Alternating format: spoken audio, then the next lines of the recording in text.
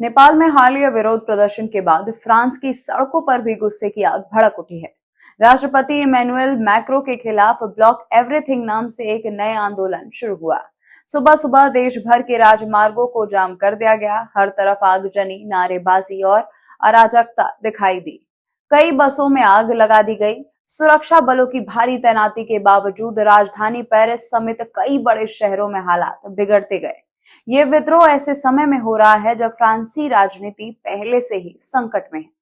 संसद ने हाल ही में प्रधानमंत्री फ्रांस बायरू को विश्वास मत में हरा दिया था और मैक्रो को अपने कार्यकाल के 5वें प्रधानमंत्री सेबेस्टियन लेकोर्नू को नियुक्त करना पड़ा था। ब्लॉक एवरीथिंग कोई साधारण प्रदर्शन नहीं है। ये आंदोलन इस विचार पर आधारित है कि देश की वर्तमान राजनीतिक व्यवस्था अब लोगों के लिए उपयोगी नहीं रही। इसकी शुरुआत दक्षिणपंथी समूह ने की थी, लेकिन अब इस पर वामपंथी और अति वामपंथी ताकतों का कब्जा हो गया है। वैसे फ्रांस में प्रदर्शन की मुख्य 4 वजह है। जनता के एक बड़े वर्ग को लगता है कि मैक्रो की नीतियां आम लोगों के हितों के खिलाफ है और अमीर वर्ग को फायदा पहुंचाती है। सरकार ने खर्चों में कटौती और कल्याणकारी योजनाओं में कमी कर आर्थिक सुधार लागू किए हैं। इससे आम जनता, खासकर मध्यम वर्ग और श्रमिक वर्ग पर दबाव बढ़ा है। हाल ही में सेबेस्टियन लेकोर्नू को प्रधानमंत्री बनाया गया। ये 2 साल से कम समय में 5वें प्रधानमंत्री हैं। इससे लोगों में अस्थिरता और असंतोष बढ़ गया। प्रदर्शनकारी चाहते हैं कि उनकी नियुक्ति की शुरुआत से ही सरकार पर दबाव बनाया जाए। वामपंथी गठबंधन और जमीनी संगठनों ने इस नारे के साथ आंदोलन शुरू किया है ताकि देश में सब कुछ ठप करके सरकार को झुकने पर मजबूर किया जा सके। प्रदर्शनकारियों का सीधा संदेश है कि अगर व्यवस्था काम नहीं करती तो देश की मशीनरी ठप कर दो।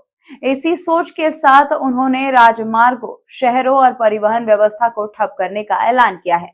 इसीलिए इस ब्लॉक एवरीथिंग कहा जा रहा है। स्थिति को नियंत्रित करने के लिए सरकार ने 80,000 सुरक्षा बल तैनात किए हैं, जिनमें 6,000 सिर्फ पेरिस में ही मौजूद हैं।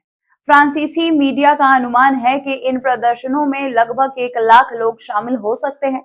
समाचार एजेंसी रॉयटर्स की एक रिपोर्ट के अनुसार ये आंदोलन फ्रांस के लिए बेशक नया है, लेकिन इसकी गूंज 2018 के येलो वेस्ट विद्रोह की याद दिलाती है।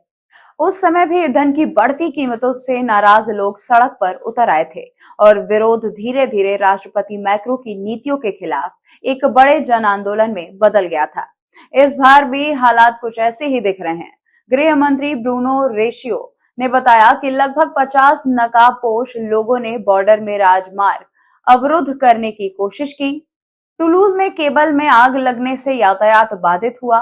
पेरिस पुलिस ने 75 प्रदर्शनकारियों की गिरफ्तारी की पुष्टि की है, जबकि विंची कंपनी ने कहा है कि मार्सिले, मोंटपेलियर, नैंटेस और लियोन जैसे प्रमुख शहरों में यातायात रोक दिया गया।